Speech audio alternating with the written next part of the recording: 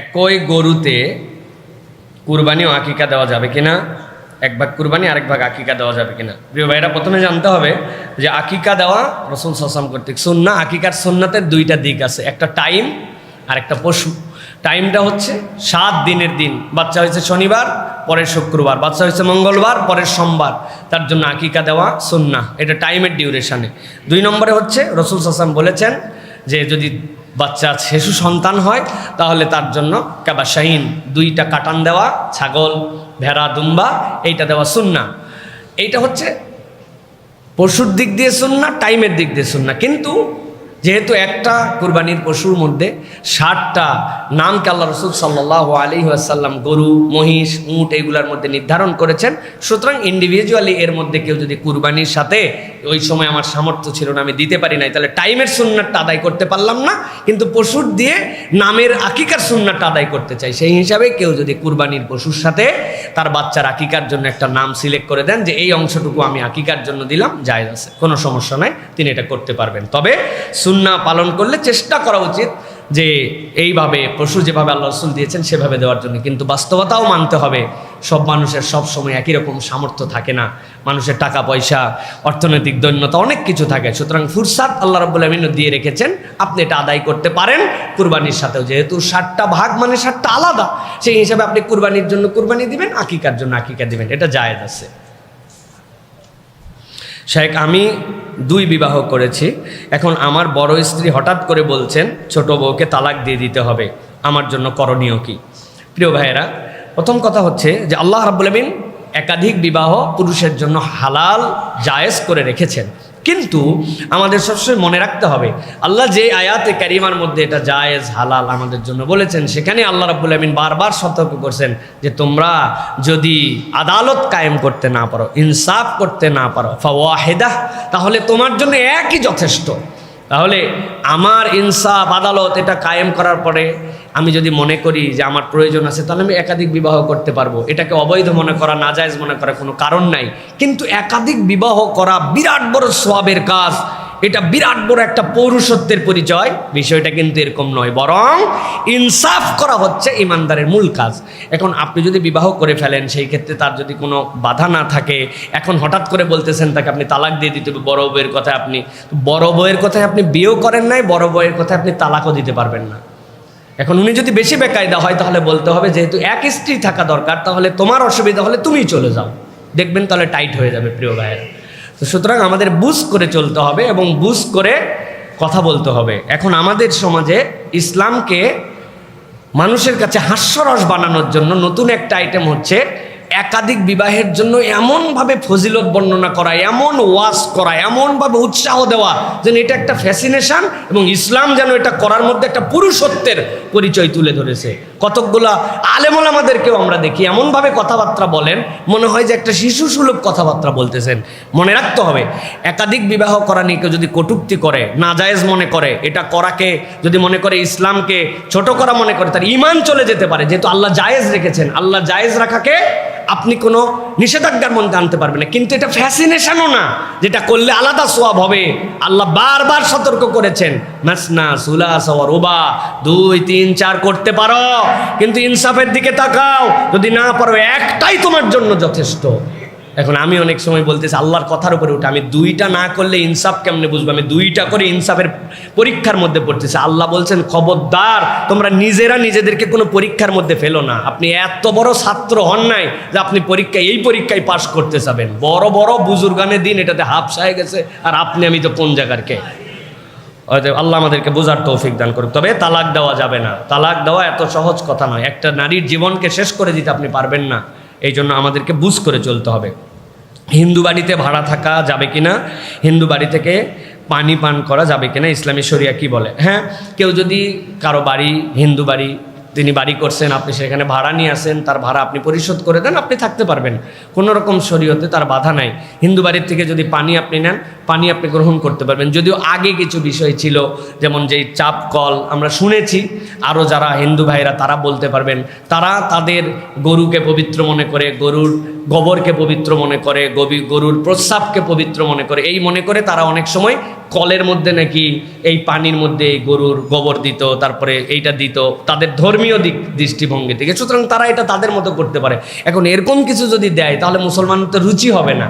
কিন্তু এর বাইরে যদি মনে করেন যে পানি বলতে আসলে বুঝিয়েছেন হয়তো ট্যাপ কল বা কোনোভাবে, সেই ক্ষেত্রে হিন্দু বাড়ির থেকে আপনি পানি নিতে পারবেন, খেতে পারবেন, কোনো আপত্তি নাই। ইসলাম এই সামগ্রিক সামাজিকতার ক্ষেত্রে উৎসাহ দিয়েছে, এক্ষেত্রে কোনো বারণ নাই। আপনি অনুসরণ করতে পারবেন না তার ধর্মকে, তার ধর্মের উপাসনাকে, তার কালচারকে, কিন্তু সামাজিকভাবে আপনি তার সাথে ভালো আচরণ করবেন, তিনি আপনার সাথে ভালো আচরণ করবেন। আপনার বাড়ির কোনো রান্না হলে তার বাড়িতে পাঠাবেন, তিনিও যদি তার বাড়িতে ওরকম কোনো সবজি হয় অথবা হালালভাবে যদি তার কাছে কোনো মাছ হয় যেটা জবেহের সাথে সম্পৃক্ত, এরকম কোনো খাবার পাঠালে সেটাও আপনি খেতে পারবেন। আশা করি উত্তর পেয়েছেন। বাংলাদেশে তীব্র তেল সংকট চলছে, পেট্রোল পাম্পে দীর্ঘ লাইন দিয়েও তেল পাওয়া যায় না। অনেকেই বলছে যে ঢাকা ছাড়তে হবে। অধিকাংশ মানুষ এই পরিস্থিতিতে, আমাদের করণীয় কি? প্রথম করণীয় যেটা, আল্লাহ রাব্বুল আলামিনের কাছে আমাদের সাহায্য প্রার্থনা করতে হবে। আল্লাহ রাব্বুল আলামিনের সাহায্য ছাড়া আমরা কখনোই টিকে থাকতে পারবো না। বান্দা যত পরিকল্পনাই করুক, কিন্তু পরিকল্পনার একজন উপরে আছেন, ফাআলুল লিমা ইউরিদ, তিনি যা ইচ্ছা করেন তাই হয়। সুতরাং আল্লাহর প্রতি প্রথমে ভরসা করতে হবে, সাহায্য কামনা করতে হবে। হুতাশ কি হবে না হবে সব পরিকল্পনা করতে হবে আপনাকে, কিন্তু আপনাকে আল্লাহর প্রতি ভরসা করতে হবে। আল্লাহ কোরআনুল কারীমের মধ্যে বলেছেন, ইন্নাল্লাহা মা ইউগাইয়িরু বিকাওমিন হাত্তা মা লা ইউগাইয়িরু বিআনফুসিহিম। মানুষ যতক্ষণ পর্যন্ত নিজের ভাগ্য ত্বরান্বিত করার জন্য তার পাকে সামনে না নেয়, আল্লাহ রাব্বুল আলামিন তার ভাগ্য পরিবর্তন করে না। এখন আমরা কোনো পরিকল্পনা করব না, কিছু করব না, আমরা শুধুমাত্র ফাঁপড়বাজি করব, তাহলে তো আমাদের জন্য বিপদ বাড়বে প্রিয় ভাইয়েরা। সুতরাং আমাদেরকে আল্লাহর প্রতি সাহায্য কামনা করে আমাদের পরিকল্পনা নিতে হবে। হ্যাঁ, ঢাকা ছেড়ে চলে যেতে হবে, যদি যেতে হয় তাহলে যেতে হবে। আচ্ছা বলেন তো ভাই, ঢাকা ছেড়ে আপনি যেখানে যাবেন কেন যাবেন? বিশ্লেষণ করছেন? দুইটা কারণে যাবেন, দুইটা কারণ। একটা, পানি পাবেন না, আর 2 নম্বর হচ্ছে রান্না করার আসবাব পাবেন না। এই 2 কারণ ছাড়া আপনি ঢাকা ত্যাগ করতেন না। গ্রামে গেলে কি হবে?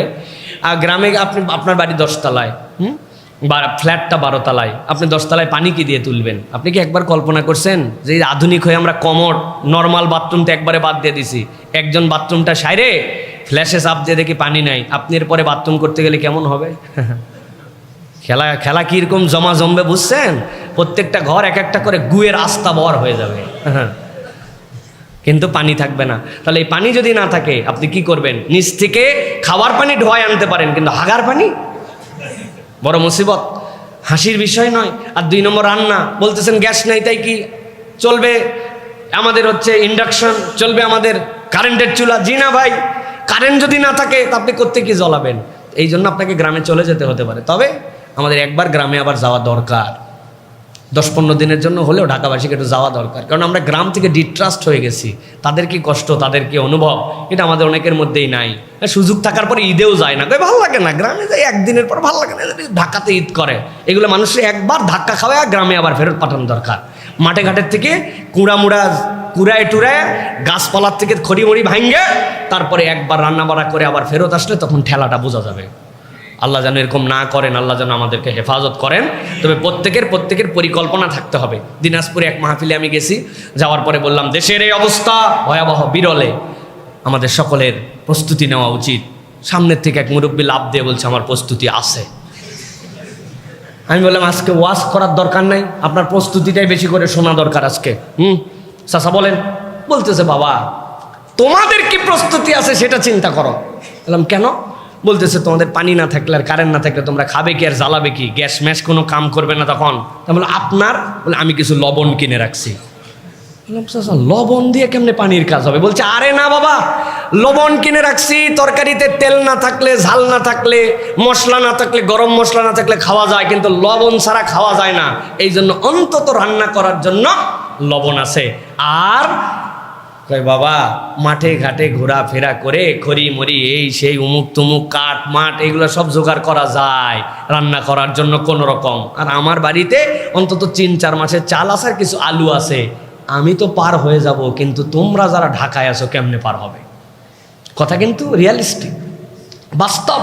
আপনি মোটরসাইকেল নিয়ে পড়ে আছেন, মোটরসাইকেলে তেল নিয়ে আপনি খাবার চিন্তা করেন, আর একটু 1 স্টেপ এহেড চিন্তা করেন কিভাবে আমাদের পরিকল্পনা করা যায়। এইগুলা নিয়ে এখন অনেক কথা হওয়া দরকার, অনেক বিষয় হওয়া দরকার, কিন্তু আমরা দেখতেছি এইগুলার কথা নাই। সমাধান কিন্তু বিষয় নিয়ে সংসদে প্রচুর আলাপ, নানান জায়গায় নানান কথাবার্তা, কিন্তু এইগুলো নিয়ে একটা সেমিনার হয়েছে, সেমিনারটা উন্মুক্ত মাঠে হওয়া দরকার, ফ্যান ট্যান বন্ধ করে দিয়ে, যে তোমরা মাথা গরম হয়ে ঘামার পরে কতটুকু প্ল্যান দিতে পারো, ওটা হবে পরিকল্পনা। এসি রুম এখন পর্যন্ত সালায় আপনি পরিকল্পনা দিচ্ছেন, ওই পরিকল্পনা কাজ হবে না সব জায়গায়। বুঝ করে আমাদের চলতে হবে। আল্লাহ যেন আমাদের যারা দায়িত্বশীল এবং আমরা যারা আছে আমাদেরকে বুঝ করার তৌফিক দান করেন। আল্লাহ যেন এই ক্রাইসিস দূরীভূত করে দেন। আল্লাহ রাব্বুল আলামিন যেন আমাদেরকে এরকম কোনো পরীক্ষা না নেন যেই পরীক্ষায় আমরা উত্তীর্ণ হতে পারবো না। আল্লাহ যেন আমাদেরকে সহযোগিতা করেন।